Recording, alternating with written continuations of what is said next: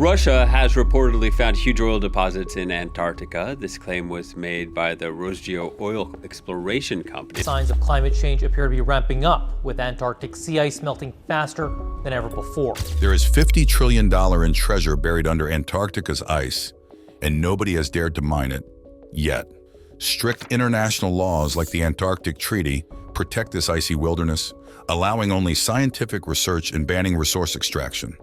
But with the harsh, cold, remote location and no official government to keep watch, guarding this untouched land is incredibly difficult.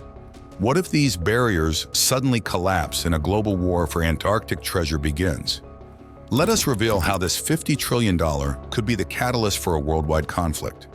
The power plays in Antarctica. Antarctica stands out as the only continent where no mining has occurred. It is covered in ice under which lie valuable minerals and metals that have not been tapped.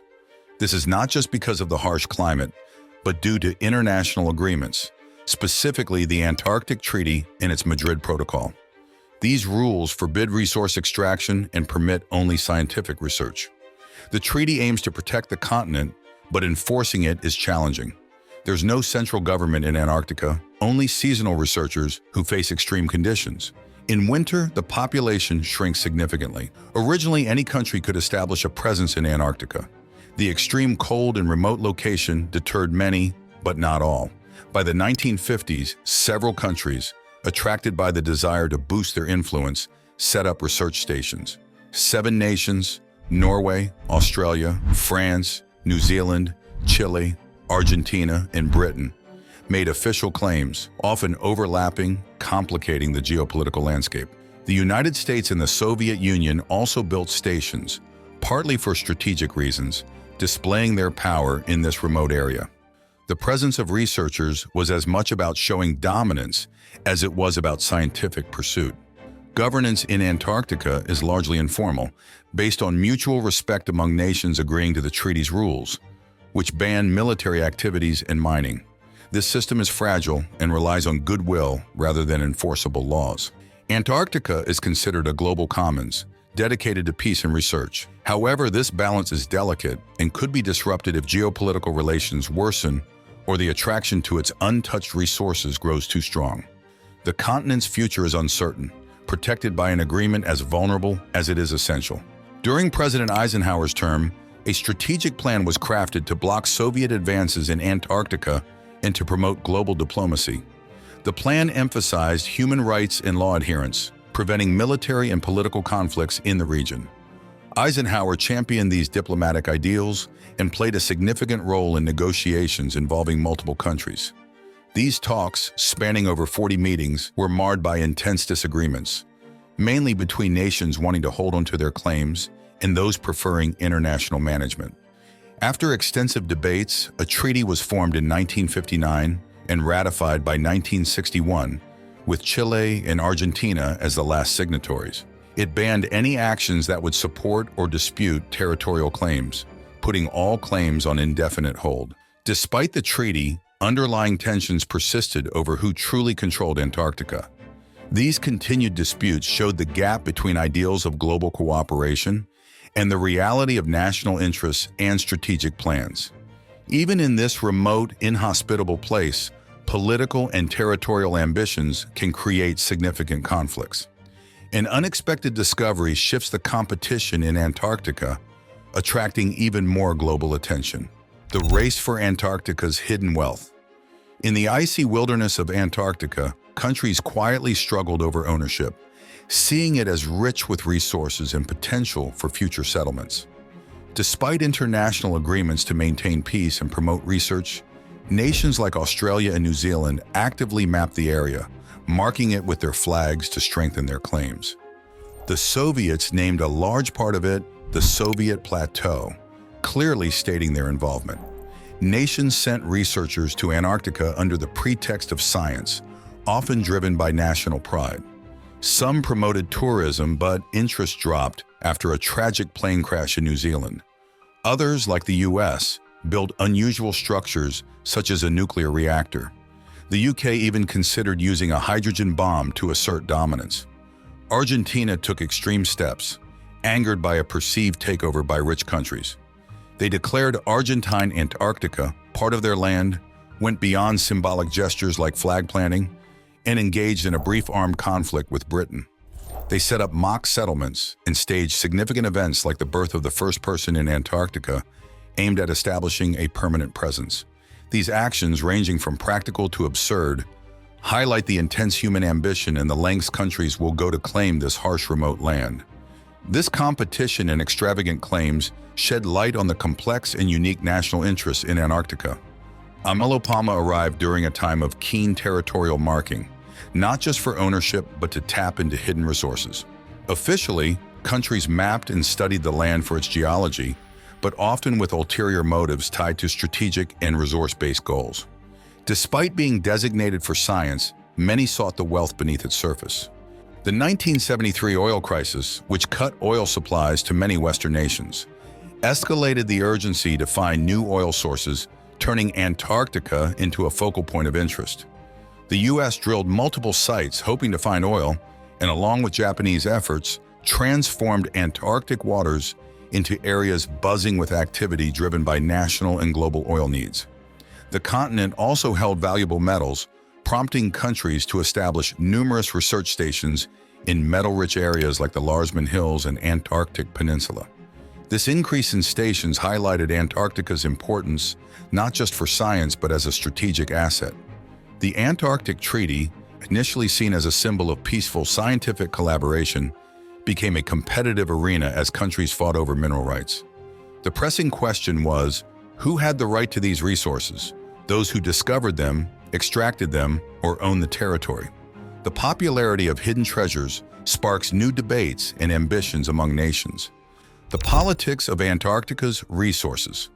This led to strong efforts by New Zealand mining companies to influence decisions, arguing that those who invest in mining should be the only ones to benefit from the resources. On the other hand, smaller countries and those not included in the agreement pushed for a fairer share of the wealth. They proposed that the wealth taken from Antarctica should be used to help lessen global resource inequalities. This battle over Antarctic resources showed a clear truth. The continent was seen not only as a place for exploration and preservation, but also as a stage for political games. Each country's actions were planned not just for scientific progress, but for economic and strategic advantages. As nations continued to explore and use the continent, the principles of cooperation and environmental protection often seemed less important than the pressing needs of national interests in global economy. The competition for Antarctic resources exposed the complex and sometimes conflicting nature of human activities on this remote, icy land. The meeting in Wellington wasn't about stopping mining in Antarctica. It was about setting the rules for it. The Convention on the Regulation of Antarctic Mineral Resource Activities was designed to oversee how nations could mine the continent with minimal harm. It was essentially a plan to allow mining while appearing environmentally responsible.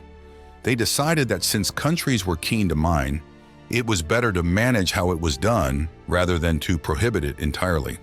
Despite this agreement, Australia and France chose not to sign the convention, swayed by strong public opposition that prioritized preserving Antarctica's untouched environment. This conservation effort gained more momentum after the Exxon Valdez oil spill in 1989, a major disaster that highlighted the risks of prioritizing economic gains over environmental health. This change in public opinion led to the adoption of the Madrid Protocol, which took a very different approach from CROMRA. This new treaty completely banned mining in Antarctica, aiming to keep the continent pristine for peace and scientific research. It included strict measures to reduce human impact, such as collecting human waste to prevent environmental contamination. The protocol, enforced starting in 1991 and fully effective in 1998, was a significant victory for those seeking to protect the continent's untouched state. However, the commitment to preserve Antarctica is now challenged. Recent discoveries by Russia of large oil reserves under the Antarctic Peninsula have put the treaty under strain. These findings indicate there are over 500 billion barrels of oil, nearly double that of Saudi Arabia's reserves, which could be worth around $50 trillion at current oil prices. Antarctica holds treasures hidden beneath its icy surface. While it is mostly known for its expansive ice sheets and unique wildlife, there's a lot more to this remote land than just snow and penguins. Beneath the ice, Antarctica is believed to house an abundance of natural resources that could be of great value to humanity. However, extracting these resources poses both technical challenges and raises significant environmental and ethical concerns. One of the most well-known resources in Antarctica is coal, especially found in the Transantarctic Mountains. These mountains stretch across the continent and are one of the few areas where the bedrock is exposed, peeking through the thick ice. Coal, formed from ancient plant material, tells us about the past climates of Antarctica when it was covered by lush forests before the ice caps formed. The Prince Charles Mountains, another rugged and exposed region, are noted for their deposits of iron ore. Iron is a crucial component used in everything from construction materials to automobile manufacturing. The presence of iron ore suggests that there could be large, untapped resources waiting beneath the ice, potentially of great interest for future mining endeavors. Antarctica might also be hiding precious metals like gold and silver, particularly in the Queen Maud Land and Queen Elizabeth Land. These metals are highly valued in global markets for their use in electronics, jewelry, and as investment commodities. The allure of gold and silver has historically driven many exploration and mining rushes around the world, and Antarctica's potential reserves are intriguing to many. Apart from these, there are other significant minerals scattered across the continent. Boron and phosphorus, for example, are found in areas like the Larsman Hills. Boron is used in glass and ceramics, while phosphorus is essential for agriculture as a fertilizer component. Both are critical to various industrial processes and have considerable economic importance. Even more critical could be the uranium deposits in the same region. Uranium is a vital resource for nuclear power, which provides a substantial portion of the world's clean energy. The presence of uranium in Antarctica adds another layer of geopolitical significance to the continent's natural resources. Copper, known to occur on the Antarctic Peninsula, is another valuable resource. It is essential for electrical wiring, plumbing, and is also used in renewable energy technologies such as wind turbines and solar panels. As the world moves towards more sustainable energy sources, the demand for copper is expected to rise, making these deposits potentially more valuable. While the potential for resource extraction in Antarctica is significant, there are numerous hurdles to overcome. The most obvious is the harsh Antarctic environment. The extreme cold, ice cover, and remote location make mining operations technically challenging and extremely costly. Moreover, the ecological and environmental risks are profound. Disturbing the pristine environment of Antarctica could have unknown impacts on global climates and the local ecosystems, which are already under stress from climate change. Additionally, there are strict international laws that govern activity in Antarctica. The Antarctic Treaty, signed by multiple countries, designates the continent as a natural reserve devoted to peace and science. It strictly regulates all activities, including mineral resource activities, to ensure that they do not disrupt the delicate balance of the region or the global environment. The debate over whether to exploit Antarctica's resources is not just about weighing the economic benefits against environmental risks. It's also about the ethical implications of exploiting one of the last untouched places on Earth. As the effects of climate change become more pronounced, the conversation around these resources might intensify, pushing the international community to reconsider the value of maintaining Antarctica as a sanctuary for science and conservation versus tapping into its hidden wealth. The debate over these resources highlights a deep conflict. The Madrid Protocol focuses on environmental protection and using Antarctica for peaceful purposes. Yet the continent's vast, untapped resources continue to attract global interest. The conflict between exploiting these resources for economic reasons and the need to protect one of the last pristine places on Earth underscores the ongoing tension between economic interests and environmental ethics. This situation raises questions about how long the commitment to protecting Antarctica can withstand the temptation of such economic benefits. The global community faces a critical decision: continue to uphold the values of conservation and scientific exploration, or succumb to the substantial economic pressures that lie beneath the ice. The decisions made in the near future will determine the destiny of this vast, cold wilderness. Strategic maneuvers under the guise of science test the limits of international agreements. The geopolitical ice, Russia's Antarctic ambitions, Russia's scientific activities in Antarctica are closely linked with its geopolitical goals. The state-owned company Rosgeo discovered significant oil reserves, indicating a strategic aim rather than a mere profit motive. The Antarctic Treaty bans mineral mining, but Russia skirts this by labeling its operations as research, thus avoiding overt rule-breaking. Russia is deeply involved in a variety of intriguing and important scientific projects in Antarctica, using the continent as a natural laboratory to uncover questions about our planet and beyond. One of Russia's most ambitious projects in Antarctica is the exploration of Lake Vostok. This massive lake, hidden beneath miles of ice, has been sealed off from the outside world for potentially millions of years. Russian scientists have drilled through the ice to reach this lake, hoping to discover unique forms of life that have adapted to such extreme conditions. This could help scientists understand how life might survive on other planets and moons. They are not just looking for new creatures, they are also analyzing the ice layers to learn about Earth's past climate. These ice cores can tell stories of the planet's history, going back hundreds of thousands of years. To support their extensive research activities, Russia is constructing a new, modern version of their Vostok station. This station will be a state-of-the-art facility equipped to handle the harsh Antarctic conditions and provide a comfortable and efficient workspace for scientists. It will house laboratories, living quarters, and technical facilities that will enhance the capabilities of researchers working in one of the most extreme environments on Earth. Russian scientists are at the forefront of developing new drilling technologies that are crucial for conducting research in the thick ice of Antarctica. These techniques include thermal drilling, where heat is used to melt through the ice, and mechanical drilling, which cuts through the ice more traditionally, but with sophisticated equipment. This allows them to collect deep ice cores without disturbing the surrounding environment too much, preserving the purity of the samples. In collaboration with international scientists, Russian researchers contribute to the Polar Ice Observing Network.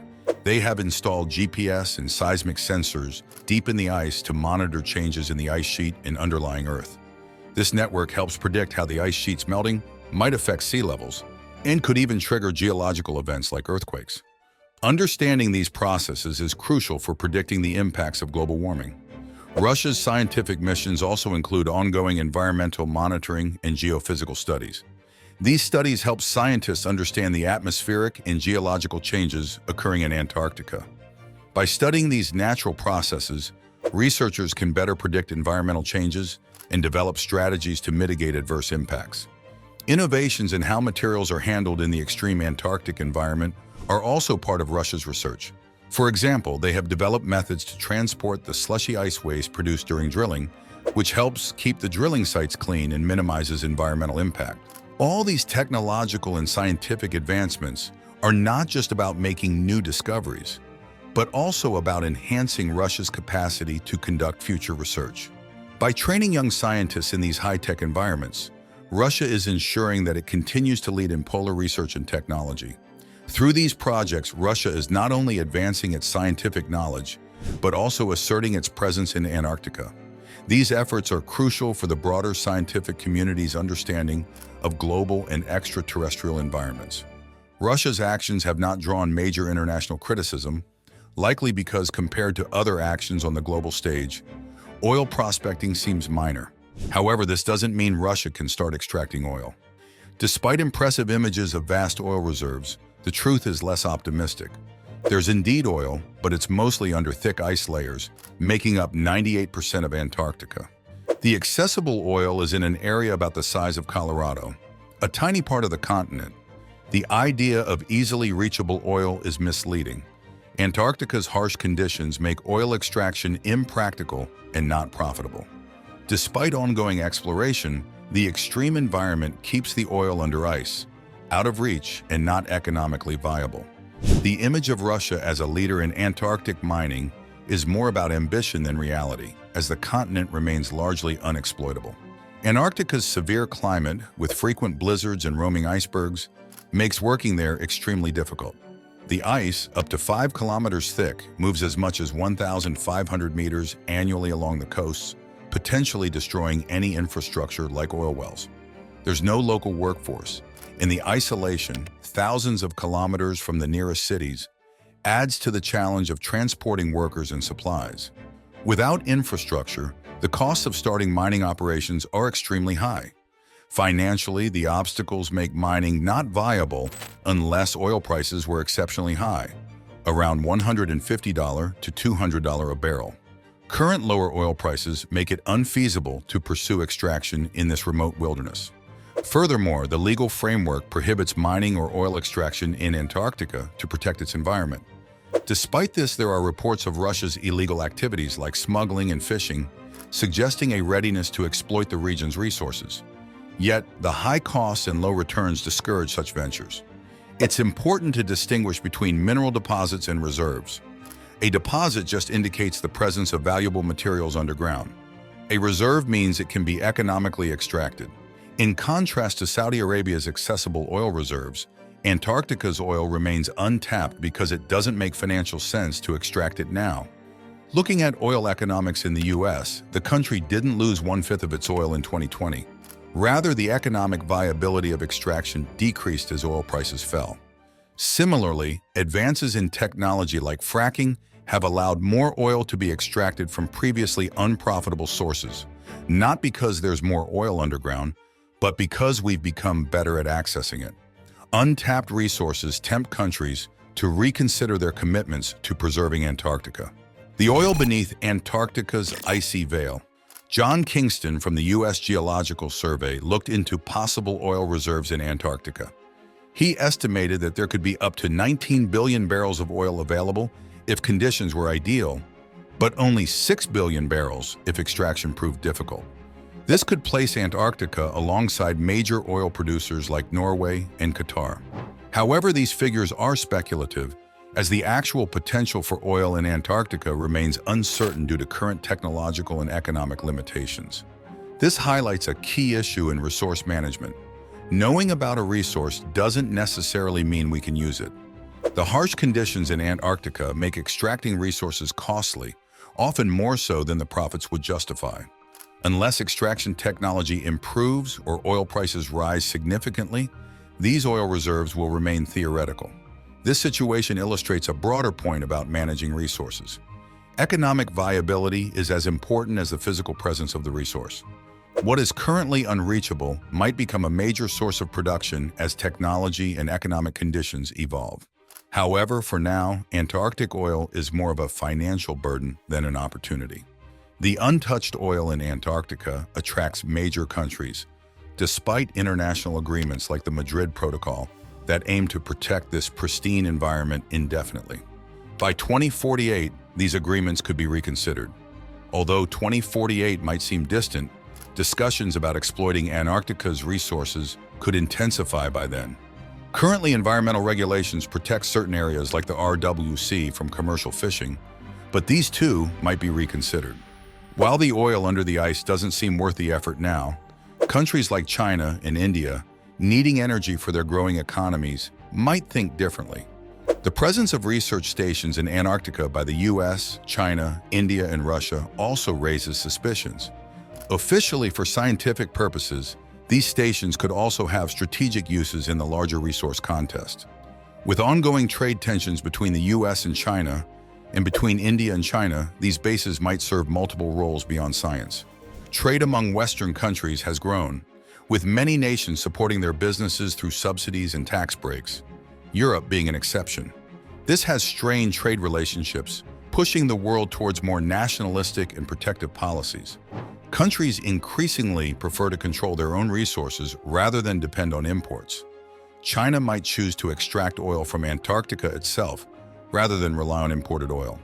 Similarly, India might opt to mine its own copper instead of buying from Chile.